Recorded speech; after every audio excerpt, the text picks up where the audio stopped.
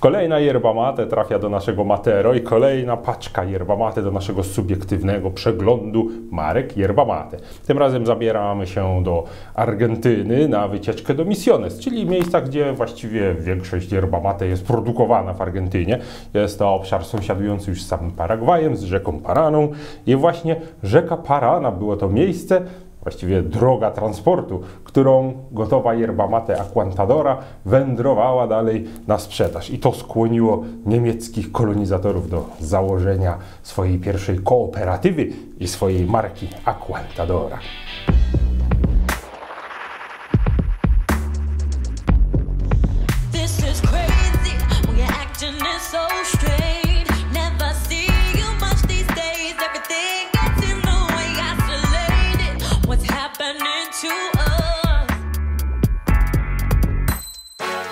Czajnikowy.pl. Monte Carlo, miejscowość 40-tysięczna, tak się to teraz mówi, 40 000 osób zamieszkuje tę miejscowość. Znajduje się ona w Misiones w Argentynie i właśnie tam znajduje się ośrodek produkcji Aguantadory, ale również Sinceridad i Pampa. Może znacie takie dwie marki, ponieważ one obie pochodzą właśnie od tego samego producenta, od tej samej spółdzielni Monte Carlo właśnie. Została ta spółdzielnia założona w 1930 roku przez kolonizatorów niemieckich, którzy osiedli w tym rejonie i zaczęli uprawiać kukurydzę, maniok, tytoń, no i w końcu yerba mate. Niestety nie za bardzo radzili sobie samodzielnie. Jedyna droga zbytu produktów ich rolnych to właśnie była rzeka Parana, którą spławiali swoje towary. Niestety byli uzależnieni od masy pośredników, stąd pomysł założenia właśnie takiej spółdzielni, która mogłaby zadbać o interesy swoich członków. Założono pierwszy sklep wielobranżowy, postarano się o suszarnię do yerba mate, no i nabrała kształtu już marka Aguantadora. Pojawia się już konkretna marka yerba mate Aguantadora z własnych produkcji, z własnego młynu, suszarni. No i miało to miejsce w 1930 roku. Więc jak widzicie, yerba mate z dość długą tradycją. No nie można powiedzieć, że jest to coś świeżego, coś nowego, a tym bardziej zaskakuje fakt, że ma bardzo złożony i rozbudowany aromat, ponieważ ja przywykłem do tego, że te wszystkie starsze yerba mate z długą tradycją no właściwie powstały jako blendy już na tyle dawno, że teraz trzymają ten swój smak, ten swój poziom, starają się tego nie zmieniać i raczej młodsze firmy, młodsze marki, które podchodzą do yerba mate trochę bardziej jakoś nowocześnie czasami, mają te smaki bardziej złożone i skomplikowane i jest to powiedzmy taka yerba może już bardziej gdzieś tam kraftowa powiedzmy. Tymczasem Aguantadora rozwija się cały czas. Od tamtego czasu zmieniło się bardzo dużo. Jest to jedna z yerb, które są obrabiane bezdymnie, czyli sin humo, co jest teraz szalenie popularne. Na pewno zwróciliście uwagę, nie tylko firmy wypuszczają coraz więcej yerba mate właśnie bez dymu, ale też pijący yerbę, sami yerbiarze, siorbacze szukają yerba mate bez dymu. Okazuje się, że to, co właściwie cechuje yerba mate od bardzo dawna, coś, co się kojarzy z nią, nagle się stało jakąś taką cechą nie do końca pożądaną. I fakt jest taki, że bezdymne yerba mate mają zwykle więcej do zaoferowania, ponieważ ten dym nie maskuje wszystkich innych aromatów. Stąd Aguantadora jest suszona za pomocą ciepłego powietrza, nawet 8 godzin. Ma bardzo krótki kontakt z ogniem, dzięki czemu jest charakterystycznie roślinna, no i leżakuje bardzo długo, leżakuje 18 miesięcy. To jest sporo, tak na yerba mate, to jest taki dobry wynik. Nawet trzeba zwrócić uwagę na wersję wyselekcjonowaną, czyli Seleczione Speciale, której tu akurat nie mamy. Ta sezonuje się aż 2 lata, także to jest naprawdę coś wyjątkowego. I równoważy to ten brak dymu, ponieważ bardzo urozmaica aromat. Musicie wiedzieć, że sama ta yerba mate ma smak, który mógłby zniechęcić może miłośników paragwajskich yerb, takich wytrawnych, bardzo pylastych i cierpkich, ponieważ tego tutaj w ogóle nie ma. Yerba mate Aguantadora jest dość czysta, jeśli chodzi o smak. Nie jest gorzka, nie jest cierpka, nie ma tej kwaśnej cierpkości, którą która cechuje yerba mate, którą wiele osób lubi, aczkolwiek ja, może nie jestem do końca obiektywny, bo to jest jedna z moich ulubionych marek, ja bardziej sobie właśnie cenię takie yerba mate, które mają tego gdzieś tam mniej, a mają bardziej rozbudowany taki profil smakowy. Pierwsze, co rzuca się na język, to słodycz. To jest naprawdę słodka yerba mate. Słodka w taki sposób karmelowy, trochę ciasteczkowy, trochę miodowy.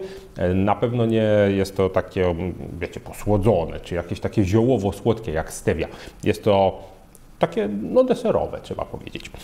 Pojawiają się nuty owoców, bardzo mi się to podoba. Kandyzowane jakieś owoce, gdzieś tutaj taki trochę nawet sernikowy smaczek gdzieś w tle. I przede wszystkim, co zachwyca mnie najbardziej w Aguantadorze, jest taka nutka drzewna, nutka gdzieś sosny może, a jednocześnie orzeszków i mi to nasuwa na myśl tylko i wyłącznie orzeszki piniowe. Jeżeli jedliście te takie malutkie piniowe orzeszki, niestety dość drogie, więc rzadko się to po prostu tak chrupie, to one mają właśnie coś wspólnego z tą yerba mate. Leciutka nuta słodkiego orzeszka z taką żywiczną, sosnową świeżością. Jest to coś, co naprawdę sprawiło, że pokochałem Aguantadorę od pierwszego siorbnięcia. Musicie wiedzieć, że udało nam się przeprowadzić w ogóle wywiad z producentami tej yerba mate, a konkretnie z Kristą Arnsten, która jest przedstawicielem handlowym, takim dyrektorem do spraw handlu międzynarodowego i udało mi się zadać jej kilka pytań. Bardzo mi się spodobała jej odpowiedź na pytanie, czym yerba mate jest w ogóle dla Argentyńczyków, ponieważ byłem tego ciekaw, bo wiadomo, dla nas może być, każdy sobie może na to pytanie inaczej odpowiedzieć. Tymczasem w Argentynie, gdzie tę yerbę się produkuje, gdzie się ją pije, byłem tego ciekaw. Jak widzi to sam Argentyńczyk, który pracuje z yerba mate i podobało mi się stwierdzenie, ponieważ ona powiedziała, że jest to wpisane w DNA Argentyńczyków. Czemu nikt nie otwiera tam dzwoni? Dobry. Do widzenia.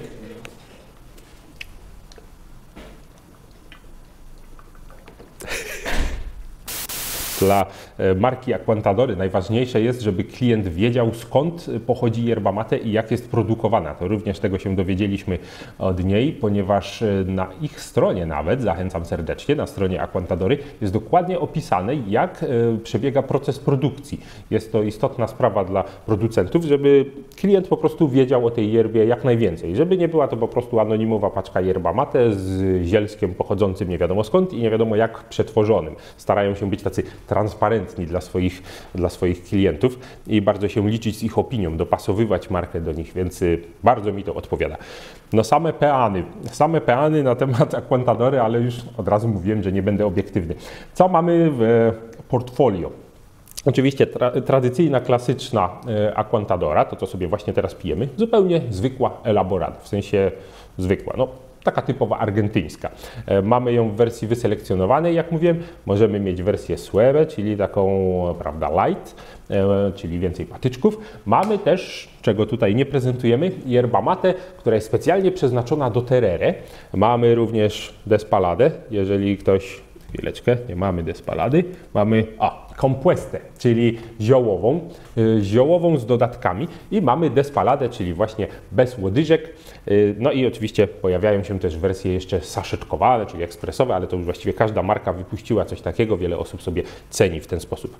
Na zakończenie chciałbym Was zachęcić, myślę, że już zachęciłem, to może teraz powiem, komu raczej ją odradzam, bo mogę ją polecić przez to, że jest taka delikatna, łagodna i dość deserowa właściwie każdemu, łącznie z tymi, którzy zaczynają dopiero z yerbą, ale odradzam na pewno tym, którzy cenią sobie paragwajskie yerby. To jest coś, czego tutaj nie znajdziecie. Nie znajdziecie tutaj ani tej wytrawności, ani tego pyłu, ani cierpkiej goryczki.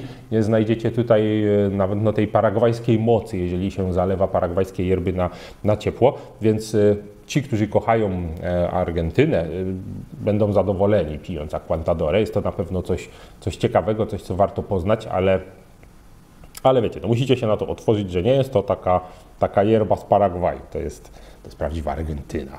Ciekaw jestem, czy ją lubicie, czy ją pijacie i czy zauważacie różnicę, tak jak ja, między argentyńskimi yerba mate, ponieważ zauważcie, jest klasyczna, ale nie przypomina innych marek z Argentyny, od razu się ją rozpozna. Piszcie do nas, komentujcie i do zobaczenia na czajnikowy.pl.